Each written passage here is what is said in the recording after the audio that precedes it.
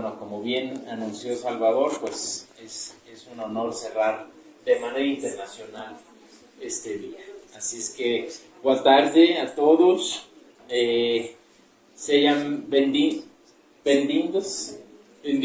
a esta última mesa brasileirísima a cargo de la doctora María Luisa de Andrade Freitas. Voy a leer una pequeñísima semblanza porque ha hecho muchas cosas mal. María Luisa, o Malu, como decimos. Pero bueno, como una pequeña introducción. Malu es profesora adjunta de lingüística en la Universidad Federal de Pernambuco, en Recife.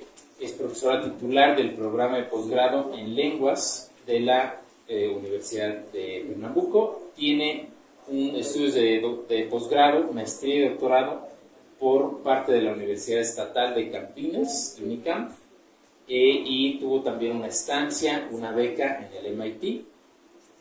Previamente hizo una licenciatura en lenguas con especialización en lingüística y portugués. Malu tiene pues este perfil muy diverso, por así decirlo, en el que incluye una parte muy descriptiva, muy formal y muy académica de la documentación de las lenguas en general y lenguas indígenas en particular, y así también se ha dedicado, sobre todo últimamente, a una parte mucho más comunitaria que tiene que ver con, sobre todo, revitalización, ¿no? El área de la revitalización. Entonces creo que pues toda esta experiencia es sumamente interesante. Malu está aquí un par de meses en México como una estancia pues para conocer justamente la diversidad y proyectos de revitalización que hay aquí en México, y pues bueno, nos dio mucho gusto poder incluirla en este programa. Así es que adelante, Malu, nos va a hablar ella sobre lo que están viendo aquí, el fomento editorial a la diversidad lingüística de Brasil. Adelante. Muchas gracias. Les pido un aplauso para que iniciemos.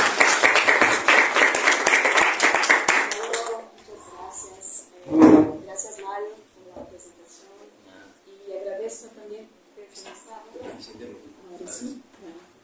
Y bueno, agradezco la invitación para ser parte de este evento tan importante, y les pido perdón por el portuñol. Va a salir un poquito así, como una mesa, pero creo que se entiende, ¿no?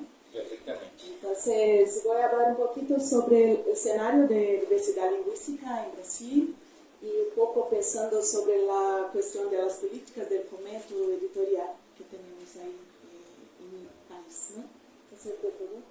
Entonces, voy a hacer como tres partes esta charla. Entonces, voy a hacer un poco unos comentarios sobre la cuestión de la diversidad lingüística, y, es decir, la pérdida de la diversidad en Brasil, que es un escenario un tanto triste y profundo. Y después vamos a hablar un poco sobre la clasificación genética, ¿no?, de las lenguas indígenas en Brasil, y también su distribución geográfica ahí en el territorio, que, como dice el compañero, es un territorio gigantesco, ¿no?, Brasil. Y por fin terminamos haciendo un comentario así rápido sobre las políticas de fomento editorial. Y bueno, este dibujo, esta pantalla que tenemos ahí, es de un gran artista plástico indígena que lamentablemente ya es fallecido, que es Jaider Isbel, que es mapuche. Y bueno, traje él conmigo acá en un poco de estas imágenes. Entonces, bien. Bueno, entonces para empezar es importante considerar, ¿no?, que en el mundo tenemos casi, los lingüistas dicen que tenemos ahí cerca de 7.000 lenguas humanas hoy, ¿no?, en el mundo. Y bueno, esta inmensa diversidad es como un patrimonio invaluable, ¿no?, para la humanidad. Entonces cada lengua que es hablada o también enseñada o silbada, por un grupo étnico, define formas muy únicas de comprender, producir y categorizar, ¿no?, conocimiento sobre el mundo. Entonces, la diversidad lingüística es por sí sola una cuestión así muy importante, ¿no? Entonces, cuando pensamos en Brasil, aunque no se siempre tenga conciencia o conocimiento sobre esto, ¿no? Es necesario reconocer y valorar Brasil como un país multilingüe, ¿no? Entonces, el mito del monolingüismo, decimos, o de la monocultura, no sé si ustedes usan este término acá, pero de la lengua portuguesa que tenemos ahí, ¿no? Es una de las muchas profundas manchas que el proceso colonizador ha hecho en este territorio, ¿no? En Brasil. Entonces, los pueblos indígenas nunca han sido y siguen no siendo monolingües. Ellos a veces en algunas regiones en Brasil hablan como 5, 6, 7 lenguas diferentes, ¿no? Entonces, este mito, ¿no?, de Brasil como un país de habla portuguesa, ¿no?, un país que habla portugués, es el resultado, entre otros factores, de una acción deliberada, ¿no? Entonces, hubo una política lingüística en el proceso colonizador en Brasil, sobre todo en este marco de las reformas administrativas de este tipo que llamamos Marquês de Pombal, que es una figura de la colonia portuguesa, ¿no? Entonces, en el siglo XVIII, él estableció como el uso exclusivo del portugués ahí para la comunicación y también como la lengua de instrucción en las escuelas, ¿no? Y también prescribió el uso de las lenguas generales, que eran las lenguas que eran más usadas en la costa, ¿no?, en la costa del Brasil. Entonces, esto es un resultado, esto demuestra las implicaciones opresivas, ¿no?, que una decisión macropolítica, ¿no?, puede tener sobre las lenguas y sobre los pueblos, ¿no?, pueblos minorizados. Entonces, creo que es muy diferente del escenario tal vez de México, pero tuvimos esta situación y desde el siglo XVIII que el uso del portugués sigue creciendo entre la gente, ¿no? Entonces, cuando hablamos de la pérdida de la diversidad, una pregunta que podemos hacer sería, ¿qué se pierde cuando se pierde una lengua, ¿no? Entonces, es una pregunta importante. Entonces, es difícil estimar con precisión la riqueza y la singularidad del conocimiento que uno se transmite a través de una lengua, ¿no? Entonces, sin duda, conocimiento tradicional sobre medicina, nutrición, botánica y otros tantos campos de conocimiento, ¿no?, se ven significativamente afectados. Lamentablemente, el panorama global de pérdida lingüística es muy preocupante, ¿no? Desde la década de 90, Krauss, este profesor, hizo este artículo así súper cataclismático, y desde el 92 estaban como empezando a hablar sobre la cuestión de la biodiversidad, como la ECO 92 y tal, y bueno, decía que la gran proporción de las lenguas del mundo podría desaparecer hasta finales del siglo XXI, ¿no? Entonces era una previsión así muy dramática, ¿no? Y bueno, años después esta estimativa sigue siendo una estimativa que nosotros estamos asistiendo lamentablemente, ¿no? Entonces hay este otro trabajo de Grimes que indica una situación totalmente asimétrica. Entonces tenemos que el 96% de las lenguas del mundo son habladas por aproximadamente 4% de la población mundial. Y el contrario también es verdad. Entonces, 4% de las lenguas son habladas por 96% de la población mundial, ¿no? Entonces, esto significa que la gran mayoría de las lenguas del mundo tienen un número muy reducido de hablantes y, por tanto, están amenazadas de extinción, ¿no?, en peligro de extinción. Y bueno, el escenario brasileño sigue un poco esta tendencia, ¿no? Entonces tenemos este trabajo del profesor Arión Rodríguez, que es una super referencia en Brasil, lamentablemente ya falleció él, pero dice que tenemos desaparecido como 75% de las lenguas que habían antes en el territorio nacional. Entonces la estimativa son 1000 lenguas en 500 años, ¿no? Entonces es que se han perdido desde 1500. Es así trágico, ¿no? Y bueno, esto empieza ahí en el siglo XVI, pero sigue hasta hoy en el periodo republicano, ¿no? Entonces, estudios más recientes siguen esta estimativa, diciendo que hay un grave riesgo de perder 1/3 de las lenguas nativas en las próximas décadas. Bueno, acá siempre ando con estos mapas así en mi bolsa porque son muy así, explicativas. Entonces, tenemos antes y después, ¿no? Entonces, la cosa de los colores ya lo dicen todos, ¿no? Entonces, estos son los mapas hechos por el profesor Jos Kieper, que es un profesor de Alemania, de la Universidad de Hamburgo. Entonces, acá tenemos lo que era antes de la llegada, de la invasión de los portugueses y de los europeos en general, ¿no? Y ahí vemos la multiplicidad de escenarios y de colores. Y acá, en el otro lado, es la situación actual. Entonces, sobre todo en la costa de Brasil, aquí occidental, en el nordeste casi no hay más nada, ¿no? Así, hay un completo vacío lingüístico, decimos.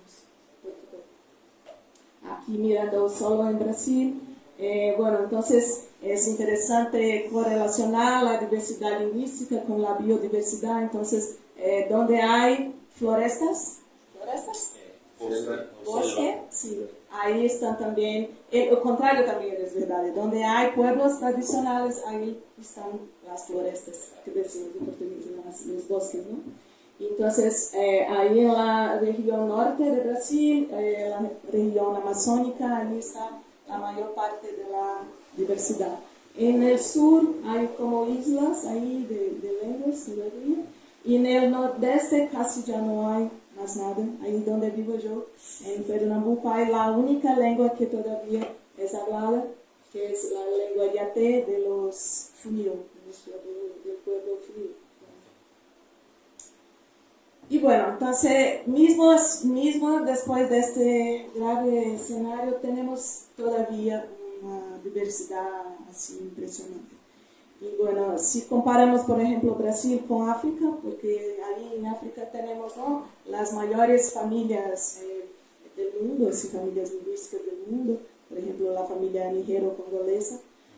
Pero el tema es que en Brasil tenemos lenguas muy distintas una de la otra, ¿no? Entonces, como si tenemos así mandarín y ruso, ¿cómo se dice?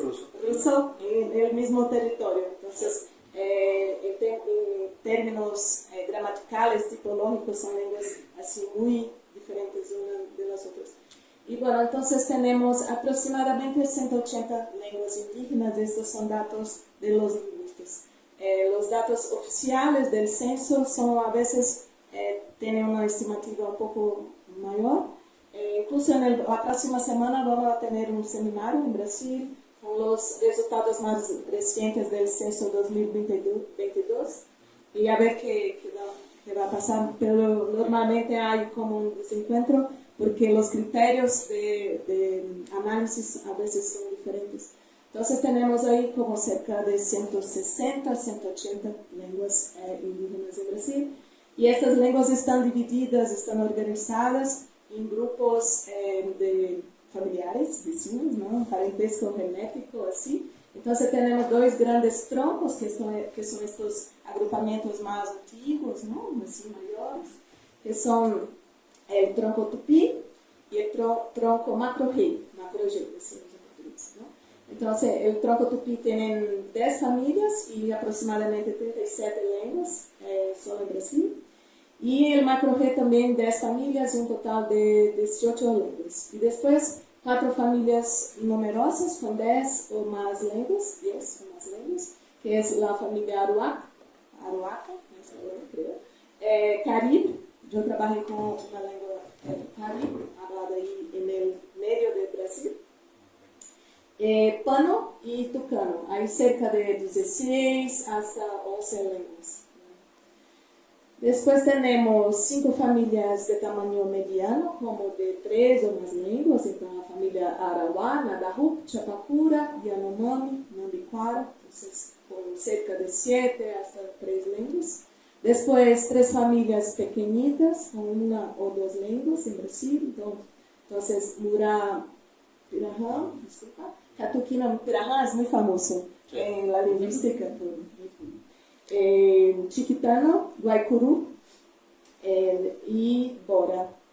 Y bueno, ahí tenemos todavía lenguas que son aisladas o no clasificadas porque no están ahí, pertenecen a estas familias que es Aicanã, Iraxé, Canoé, Quazá, Macu, Trumay y Chico.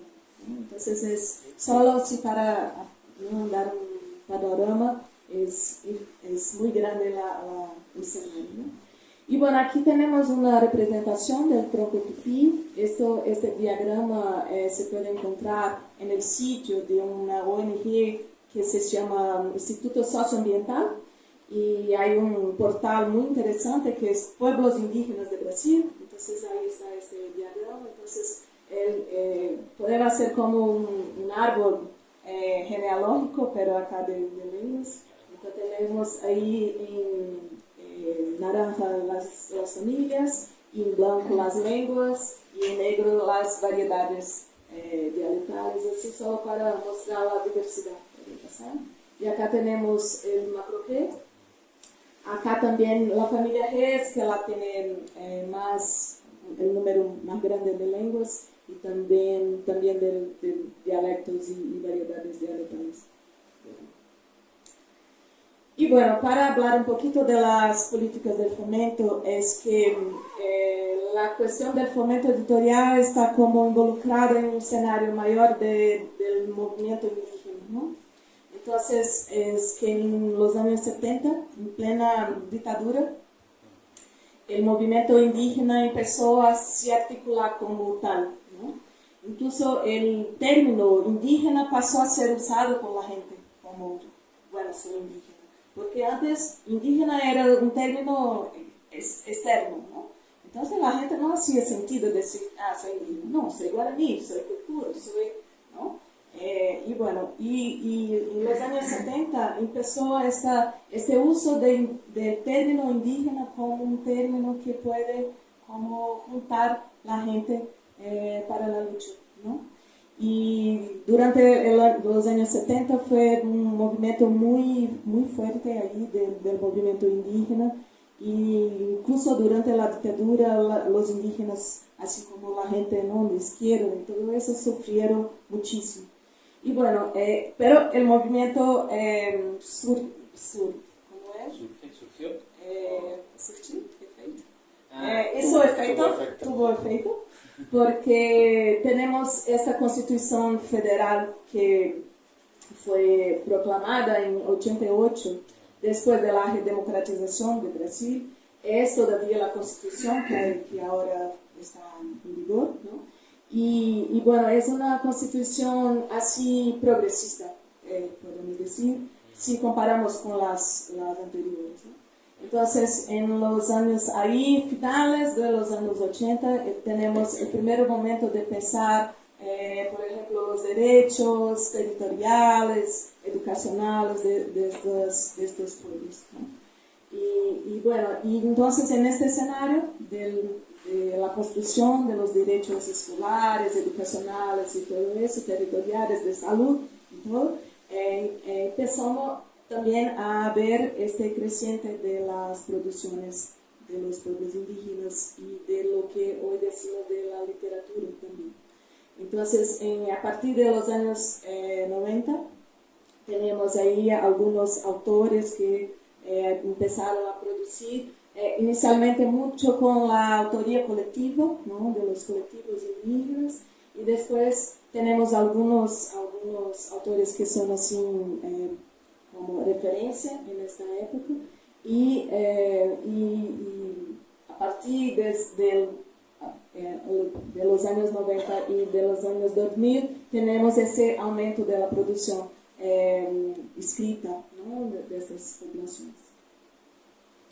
Y bueno, y en los años 2000 tenemos otro marco, decimos, importante, que es la publicación de esta ley 11.645, que hace obligatoria la enseñanza, viste que es súper reciente, 2008, la enseñanza de las culturas indígenas y afro-brasileras en el currículum escolar de las escuelas no indígenas, de las escuelas urbanas, ¿no? En todo el territorio nacional.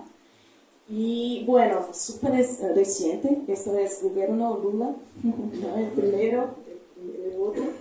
Y ahí esto hizo como una demanda para la producción de estos materiales, ¿no?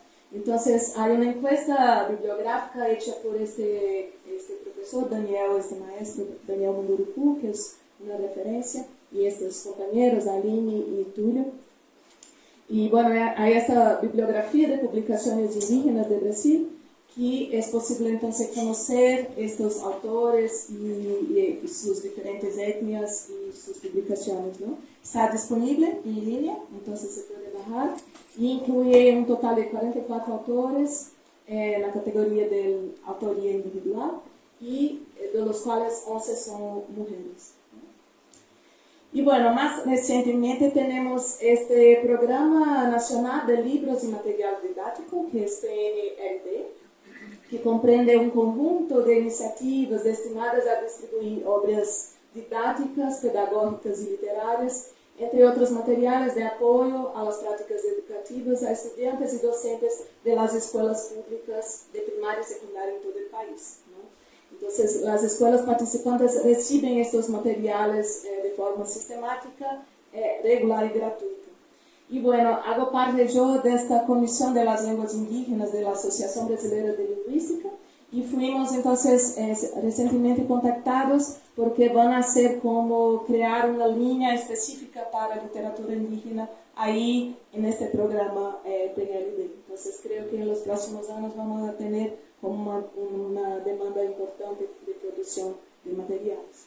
Bueno, y finalizo entonces hablando un poco de algunas editoras que son comerciales, pero son interesantes porque vienen produciendo cosas que tocan a estas temáticas, ¿no? Entonces, puedo citar a la editora Dantes. Ellos tienen este ciclo de estudios selvagem, decimos que es salvaje, que es muy interesante, y incluso hay como libros que se pueden bajar ahí gratuitamente, y con Ailton Krenak, que es un intelectual indígena súper importante, es uno de los maestros que está ahí en este ciclo, ¿no? La editora Edra, que tiene esta colección Mundo Indígena, que yo hago parte en esta comisión editorial, es buenísima y tiene muchas obras como etnográficas, históricas y lingüísticas también, y también de autoría indígena, y que se vuelta a esta temática. Y las otras dos es la Compañía das Letras, ¿no? Que es más antigua y también muy tradicional y tiene un montón de cosas interesantes y publica estos autores. Y la N1 Edições, que también es una editora bien importante, y es así. Bueno, creo que era un poquito lo que tenía para compartir, así. Si ustedes tienen cuestiones y tal, podemos seguir platicando. Muchas gracias.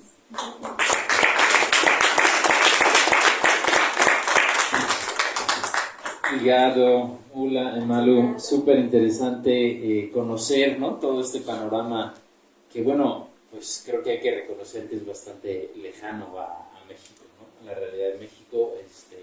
Si aquí se sabe poco de las lenguas indígenas de nuestro propio país en términos generales, pues más de Brasil o otros lugares. Entonces creo que pues nos es muy informativo.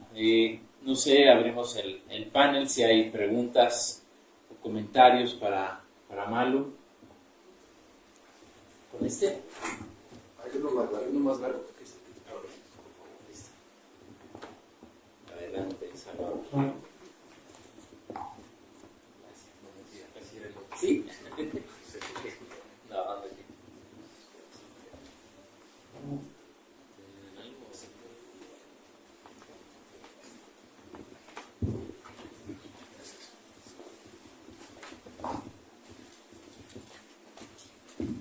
Pues en principio, doctora, muchas gracias por su exposición. Fue muy clara, muy nada técnica, complicada. Eso lo agradecemos. Hace que sea accesible. Y es evidente que no podemos evitar la comparación para hacer cualquier comentario con el caso de nosotros. En México no sabemos, a menos que Mario nos pueda compartir algo, Miguel o Masi que acaba de salir, realmente no sabemos cuántos indígenas leen y escriben su propia lengua. Y yo creo que muy pocos. O sea, no sé cuántos, pero muy pocos. Yo no con esto quiero desalentar al mundo impreso, no. Porque al final de cuentas la idea es que poco a poco vaya aumentando la lectoescritura. Pero creo que ese es un asunto que ha sido una preocupación constante en este encuentro, dicha por los propios autores que nos han acompañado en el encuentro. Y estamos en una etapa, salvo que me puedan corregir aquí los que están presentes, no sé si Maestro Martín por ahí atrás anda, estamos en una etapa del mundo editorial donde todo es obligadamente bilingüe. O sea, raro, es rarísimo que haya cosas monolingües. Creo, Jorge, que hay cosas en Yucatán que sí son monolingües, es como de una región muy especialmente monolingüe en el mundo editorial. Entiendo que el César publicó algo en zapoteco monolingüe también, pero no es algo que se tienda a hacer porque es algo destinado a cero lectores, ¿no? Entonces, esta etapa de que no haya la lectoescritura fomentada entre las lenguas, entre los hablantes reales, y que además el mundo mestizo, para acceder a ese conocimiento que está ávido de encontrar una identidad histórica basada en el mundo indígena, lo leemos en español.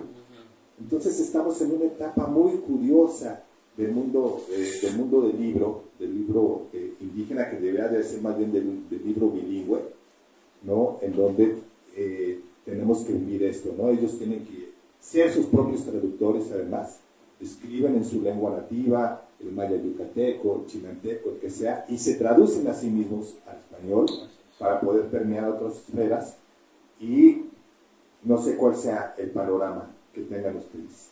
La gente, digamos, la educación ha tenido efecto al nivel de que podamos decir que los hablantes sí leen y escriben su lengua, tienen que publicar en Yanomami y además en portugués al mismo tiempo.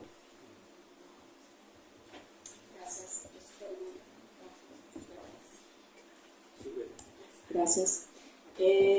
Bueno, creo que solo para comentar que nosotros tampoco sabemos nada sobre Brasil, entonces así es, pasa el mismo, ¿no? Sí, así es muy triste, porque nosotros, por ejemplo, en Brasil estudiamos la historia de Estados Unidos, la paz y las guerras de las secesiones, ¿sí? Y no sabemos casi nada de otros países de América Latina, nada así. Y bueno, la situación ahí es muy diversa en Brasil, ¿no? Entonces es difícil generalizar porque el escenario es gigantesco, ¿no? Y bueno, hicimos ahora mismo, salió este año una gramática pedagógica y de los Iquipen, que es un grupo Caribe en Brasil, y ellos decidieron que sería monolingüe la obra. Y salió publicada por la Fundación Nacional de los Pueblos Indígenas, con un aporte de la UNESCO, y es un libro que es monolingüe. Entonces, yo estaba ahí en la coordinación, hicimos antes una versión bilingüe para que yo pudiera ayudar, pero al final, el resultado final es totalmente monolingüe, ¿no?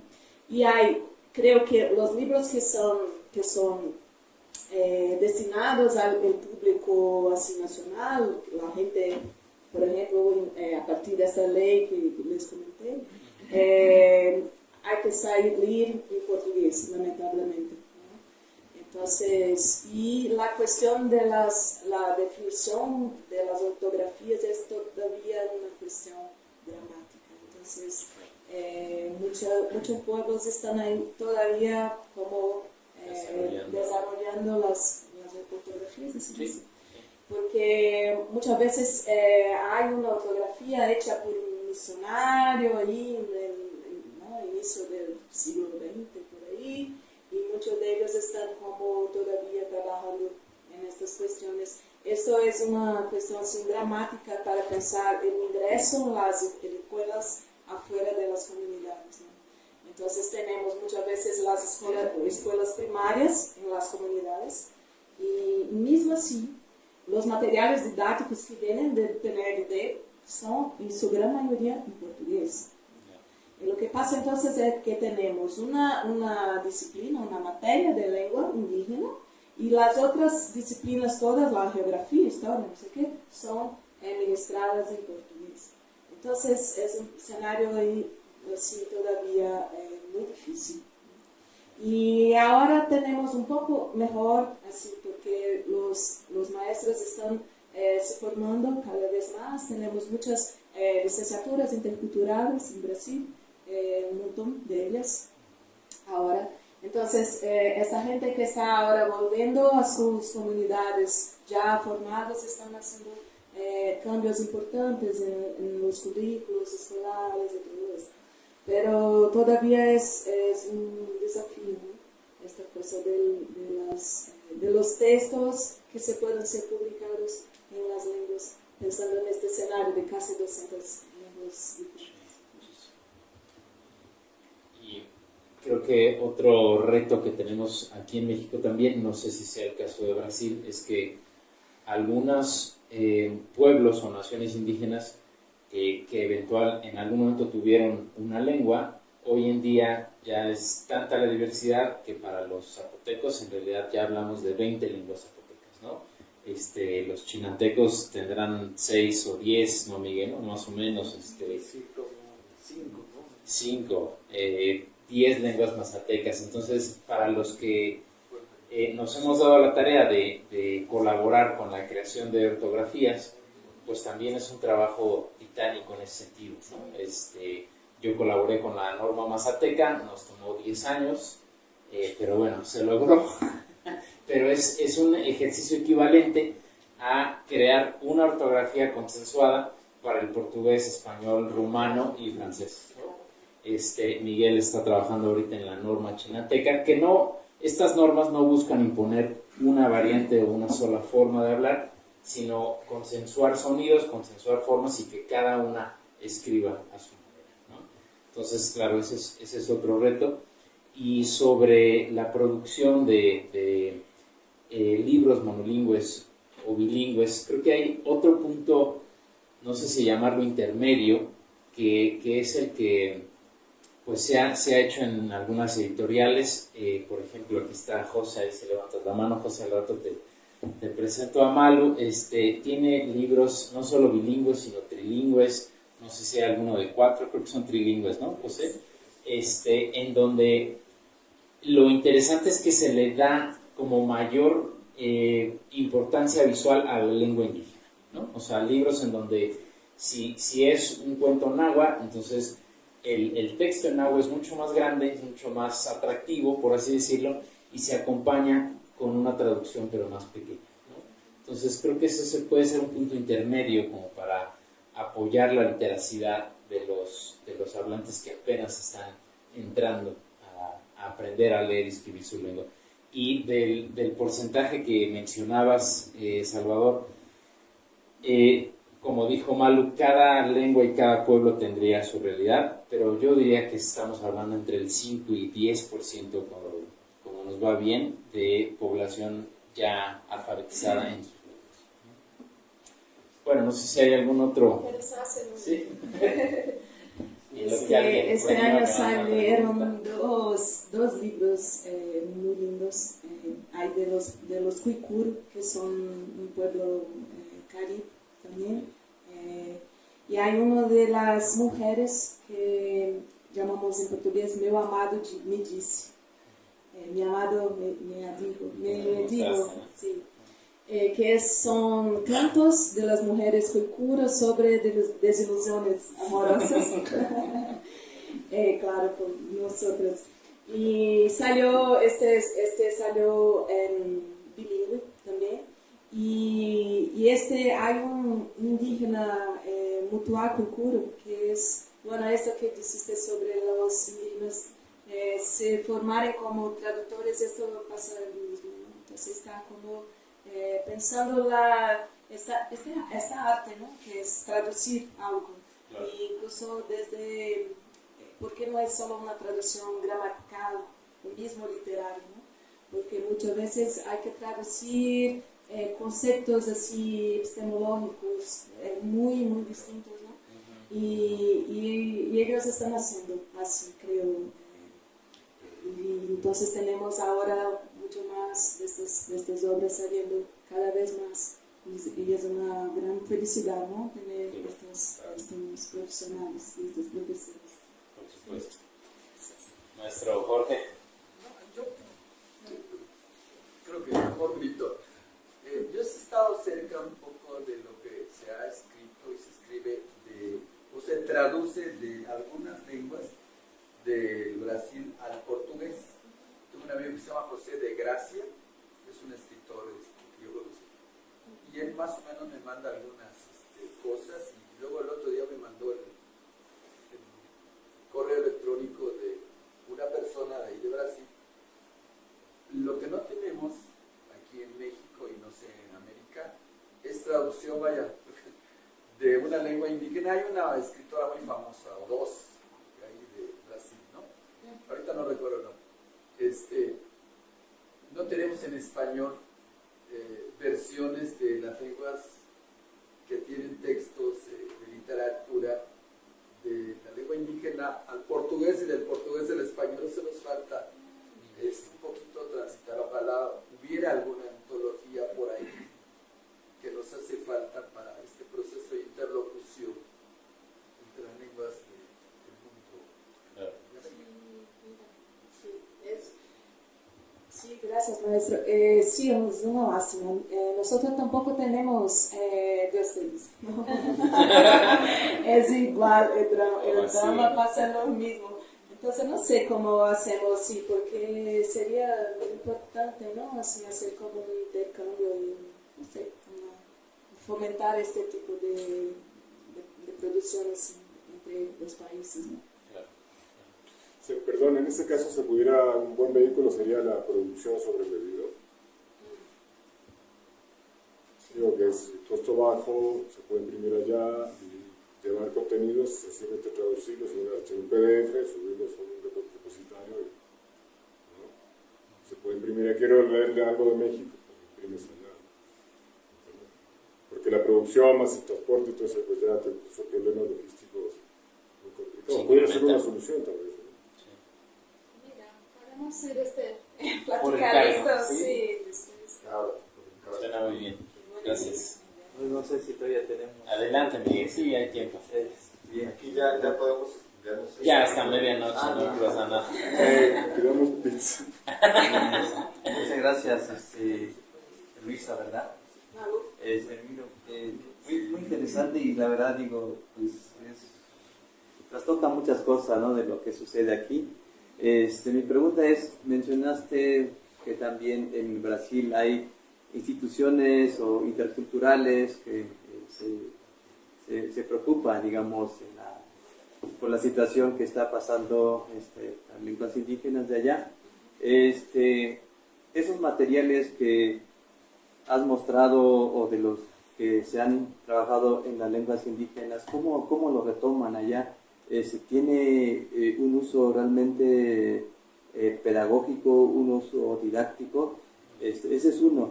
Y lo otro, si los profesores que están ahí realmente son hablantes de alguna de esas lenguas indígenas, están aprendiendo una de esas lenguas indígenas, o solamente es un trabajo como docente, ¿no? Y si estos materiales también llegan a las comunidades donde son estas lenguas. Sería eso. Bueno, esta cosa de las licenciaturas interculturales fueron como una grande conquista, puedo decir, ¿sí? Porque, y es súper reciente. Yo cuando estaba en mi graduación, 2003, no, antes, 2008, trabajé ahí en la licenciatura intercultural en Minas. y todavía estábamos como empezando a pensar sobre estas cosas, ¿no? En lo inicio de los años 2000 estaba así como caminando pasos de bebé. Y bueno, ¿qué antes teníamos? Teníamos profesores no indígenas en las comunidades. Y las escuelas indígenas normalmente son del Estado, ¿no? Antes eran de la federación, pero ahora son de las provincias, ¿no? Son coordenadas por el Estado. Entonces, eso por un lado fue una conquista importante porque como descentralizó así la organización de la escuela, pero ahora estamos empezando a formar estos profesores. Y el tema es, todavía así tenemos entonces licenciaturas interculturales, pero no necesitamos apenas profesores. Entonces tenemos también ahora una política afirmativa para cotas, para indígenas en las universidades, para otras carreras que no solo de profesor. Y bueno, entonces mismo en las... porque mismo teniendo una licenciatura intercultural, es muy difícil que la gente de la universidad tenga formación suficiente en las lenguas indígenas para que la licenciatura indígena sea eficaz, ¿no? Así que pueda funcionar bien. Entonces, a veces tenemos así 10, 20 estudiantes de etnias diferentes, cada uno habla una lengua diferente. Y por supuesto que la lengua que va a ser usada ahí es el portugués. Entonces es muy difícil. Incluso el tema del ingreso a la universidad es otro tema, porque la gente hay que hacer pruebas en portugués, el portugués no es su lengua nativa, ¿no? Entonces es un montón de camadas de problemas ahí. Y que todavía estamos así pensando cómo hacerlo, ¿no? Y las cosas, la otra pregunta que hiciste es que, bueno, como le dije, ¿no? Los escenarios son muy distintos y a veces tenemos escenarios mejores porque los profesores son hablantes de las lenguas y también los estudiantes. Pero, por ejemplo, en el caso de los ICPEN, ahí donde trabajé, la escuela era una escuela central, entonces venían estudiantes de muchas etnias. Y era dramático. Pero allí había como una política lingüística que el ICPEN era la lengua dominante. Entonces los indígenas mismos que eran hablantes de otras lenguas aprendían el ICPEN para usar en la escuela antes que portugués. Pero ni siempre pasa así. A veces el portugués, a veces el niño llega en la escuela y no hay formación suficiente para el maestro alfabetizar en la lengua indígena. Imaginas vos que es aprender una lengua, ser alfabetizado en una lengua que no es su lengua materna. Es imposible. Es un error así conceptual muy grave, ¿no? Muy serio. Entonces hay muchos desafíos. Y la otra cosa es, como las escuelas indígenas son del Estado, las avaliaciones, ¿cómo se dice? ¿Variantes? No, avaliación. ¿Validaciones? Evaluación. Sí, las evaluaciones son, los exámenes son hechos como si fueran escuelas no indígenas. Entonces los estudiantes pueden tener como un currículo específico, intercultural, multilingüe, no sé qué, pero al final hay que hacer pruebas que son como las de las escuelas no indígenas. Entonces no hace ningún sentido. Claro. Entonces el resultado es que los niños no van bien en los exámenes, ¿no? Porque claro, la metodología no fue pensada para estos entonces. Sí. Muchas gracias, Malu. Bueno, yo tenía una pregunta en la que alguien más quisiera participar, que es sobre este binomio fundamental entre los pueblos o las naciones originarias y los recursos naturales, ¿no? Creo que es muy gráfico en Brasil como muchas de estas poblaciones están en donde todavía no ha habido una deforestación masiva, un uso excesivo de los recursos naturales, ¿no? Y bueno, hoy en día la crisis ecológica puede ser la principal lucha que afrontamos como planeta y como especie, y es bien interesante para, creo yo, los que estamos en esta área, en esta disciplina, el poder coadyuvar o vincular el ejercicio y la lucha ecológica, que finalmente es una lucha por mantener la diversidad, ¿no? También, junto con el mantenimiento de la diversidad lingüística y cultural, ¿no? Entonces, un poco cómo se ve eso en Brasil y cómo pues se ha desarrollado. Es decir, que personas, aunque no sean lingüistas, sino biólogos, antropólogos, etcétera, también se interesan por esta diversidad. Este tema creo que es el más urgente de todos los temas, ¿no? Y bueno, ahora tenemos como líneas de fomento para proyectos que van en esta dirección, ¿no? Incluso porque la gente de las humanidades ya están diciendo estas cosas así hace muchos años, pero la gente ahora de las otras áreas, de la biología y tal, están empezando a decir, bueno, mira, parece que hay una correlación aquí, donde hay pueblos tradicionales, la floresta está en pie, decimos. Entonces tenemos esta campaña en Brasil, que es Floresta en Pé. Entonces, ¿cómo se puede decir? En pé, como así, en pé. En pie, sí. Floresta en pie. Y estamos ahora mismo, este ciclo de estudio salvaje que mencioné, está también en esta dirección. Entonces viene filósofo Emanuele Cocha, que es un filósofo italiano, también vino a Brasil, y estamos así en un movimiento de hacer esta llamada de atención. Y el tema es que en los últimos años el gobierno dramático de Jair Bolsonaro fue como una tragedia así en Brasil en términos de desmatamiento y todo eso. Entonces ahora parece que estamos volviendo a empezar otra vez, pero no es simple, ¿no? Así los deseos liberales están como arriba de la sobrevivencia misma de la gente. Entonces, bueno, estamos así caminando, pero no es un poco dramático. Muy bien, claro. ¿Alguien más que guste participar? ¿Con algún comentario, pregunta? Por favor. Muchas gracias, Ana. En el ámbito educativo, Paulo Freire es la máxima figura en México de la formación.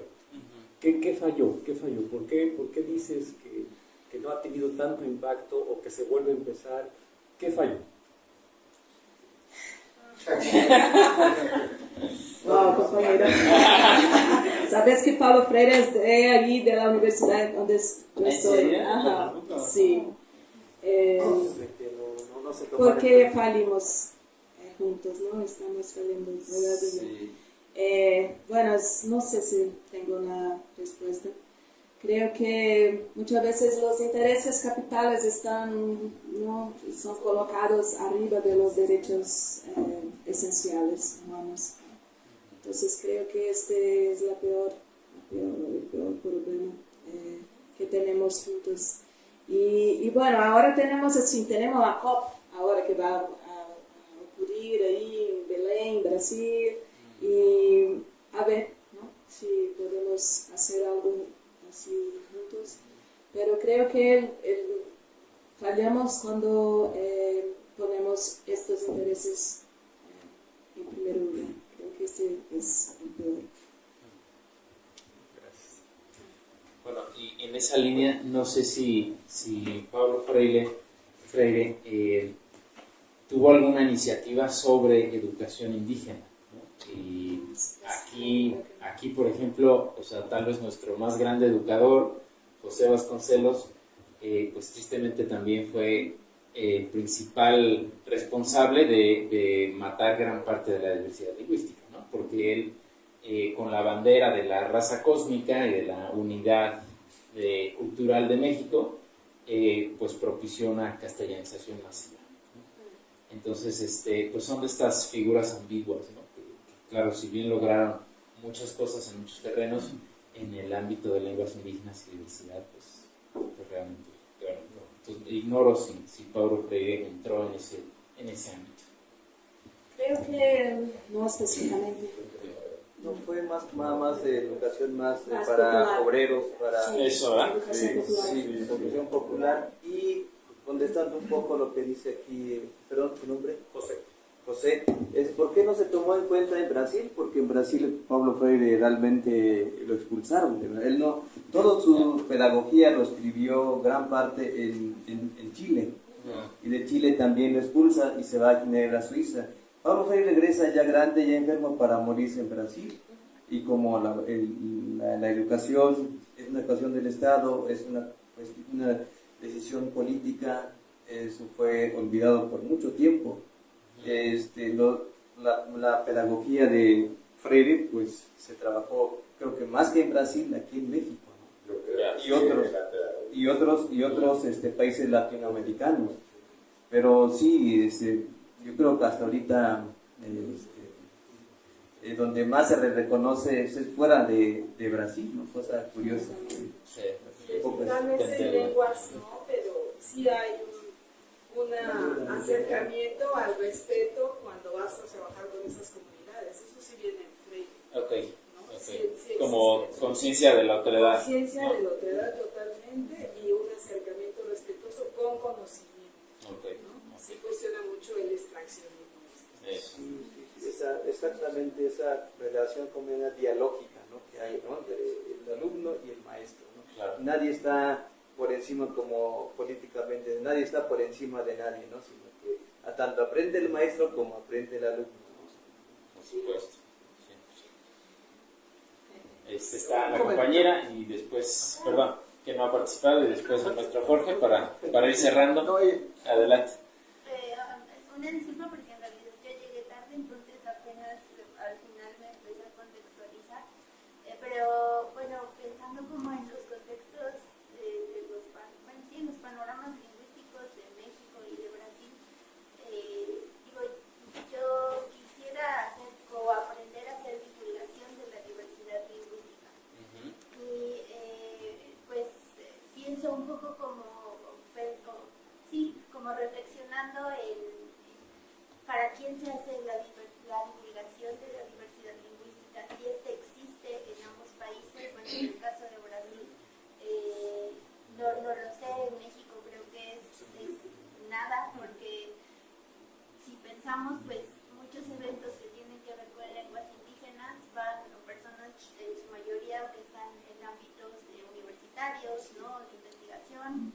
¿Y qué tanto existe esa divulgación? ¿Cuál sería el papel de la divulgación y cómo se podría hacer una divulgación que sea efectiva, que sí fortalezca o que vaya enfocada a generar programas educativos que pues ayuden con que las personas se formen en su propia lengua, ¿no?, etcétera?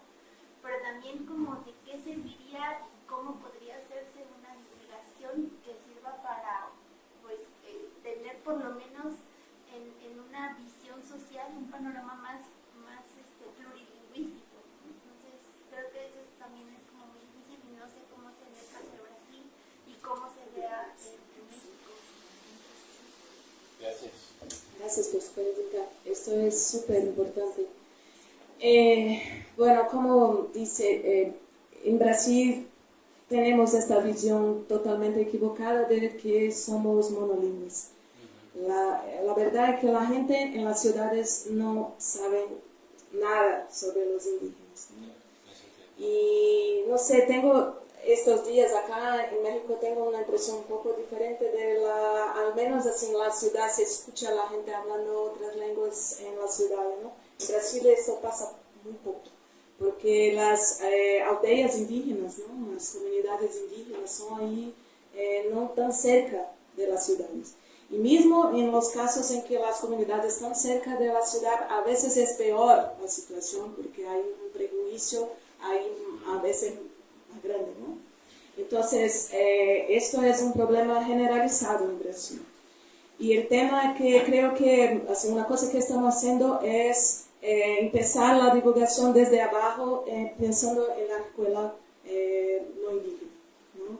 Entonces, creo que esta ley que mencioné sobre, ¿no?, la historia indígena y afrodescendente es un paso importante en esta dirección, porque como les dice, cuando, por ejemplo, yo era niña, estaba en la escuela, en el 19 de abril, que es el Día de los Pueblos Indígenas, hacían como cosas así dramáticas. Los ponían cosas para, como si fuera Apache, ¿no? La idea de los indígenas es una idea súper norteamericana, loco, sí. Y así hacían como pinturas en la cara de las criaturas, pero nada que ver con la realidad, es totalmente, sí, totalmente así, loco. Y bueno, creo que les preguntas mis estudiantes a lo largo de los años y lamentablemente parece que la cosa no ha cambiado mucho. Hay algunas escuelas urbanas que son más progresistas, incluso la escuela que hizo Paulo Freire ahí en Recife, Instituto Capibaribe, que es la escuela. Entonces, estas escuelas, la escuela Waldorf, que tiene otros tipos de pedagogías, ahí tienen un trabajo más interesante sobre estas temáticas. Mi sobrina mismo recientemente fue a una comunidad indígena, pasó como un par de días ahí con las otras crianças de su clase, pero todavía estamos así como pasos de bebé, ¿no? Porque esta falta de conocimiento peora la situación del prejuicio, es un fato, ¿no? Un hecho. Y el tema es que en Brasil no hubo, parece, cuando pensó así comparado con México, una capilaridad de los pueblos indígenas tan grande, así, en el sentido que los pueblos quedaron muchas veces aislados en sus comunidades. Creo que la matriz africana en Brasil tiene una importancia así en la formación, incluso del imaginario de nosotros, ¿no? Incluso en la lengua portuguesa. Porque el portugués de Brasil es un portugués, como dice Leila González, ¿no? Es un portugués que tiene así marcas bantu así muy visibles. Entonces creo que eso es un poco diferente de lo que pasa acá en México, ¿no? Porque incluso en los fenotipos de la gente en Brasil tenemos ahí a veces en el norte, ¿no? La gente en las ciudades tiene fenotipos así indígenas, pero nosotros tenemos más marcas afrodescendientes, creo yo, ¿no? Y bueno, hicimos, fue dramático también la cuestión afrodescendiente en Brasil, pero es eso, necesitamos de una política de divulgación más así asertiva, creo. Gracias, Marlene. Vamos a terminar con el maestro Jorge. Tú hiciste algo que me llamó la atención. Dijiste que responsabilizabas, y esto es cierto, que inicia este proceso de castellanización José Vasconcelos. Pero no se hizo nada, ni se hace nada. Ahora están desconectadas las instituciones. INPI por un lado, INALI por un lado, la Dirección de Educación Indígena por otro lado, y sigue la demagogia. Es decir, que no hemos aprendido de la experiencia de Vasconcelos. Y hay algo que lo voy a decir con mucho respeto. Tengo muchos amigos de Oaxaca que quiero mucho. Pero hay que, dice un amigo, que no lo dice Jorge, desoaxacanizar las instituciones que hay en México en manos de oaxaqueños. Fíjense, INALI, INPI, Dirección de Educación Indígena, todas están en manos de oaxaqueños. Lo dice un amigo, le digo, mira, Jorge, no que hablamos de pluralidad. Ajá, exactamente.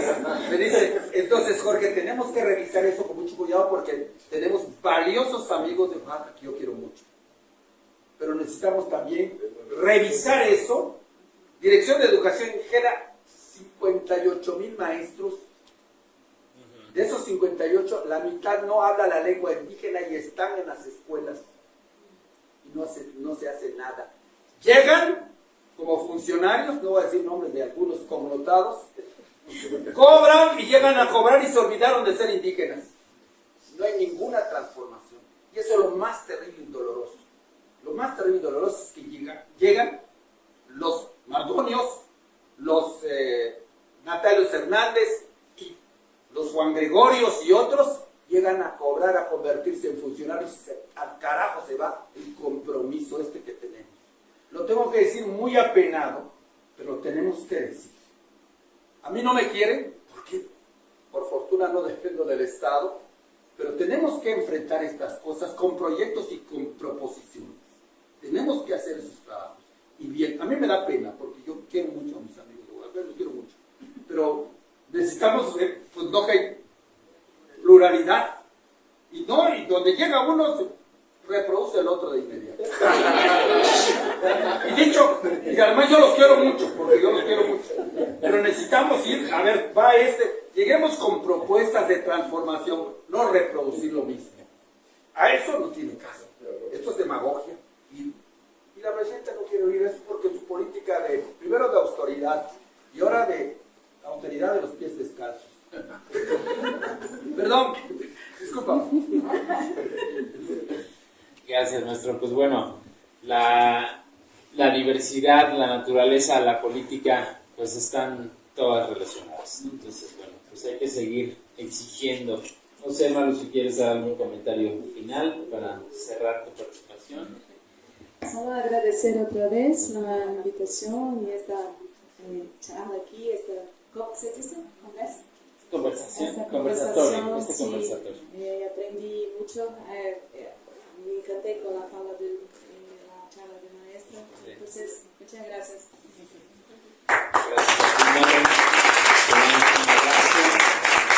Gracias. Salvador, no sé si hay algún aviso que dar, invitarlos para mañana. Que nos sigan acompañando, mañana es domingo, así es que empezamos una hora más tarde para que descansen mucho. Y terminamos también una hora más tarde. No es cierto, empezamos igual a las 10, perdón Eduardo, nos vamos antes, nos vamos a las 5, pero empezamos igual a las 10, va a haber música, entonces ojalá nos puedan, aquí un compañero panadero en agua que viene de Guerrero, creo que trajo pan, también para compartir mañana aquí con el café, entonces, entonces, a ver si con pan y café sí nos acompañan. Hay música, hay música y hay pan y café. Y bueno, pues dense una vuelta para continuar viendo los libros, además, todas las editoriales que vinieron a apoyar. Bueno, un aplauso para Salvador también, y a todo su equipo y a los organizadores de esta feria. Gracias a todos, muy buenas noches.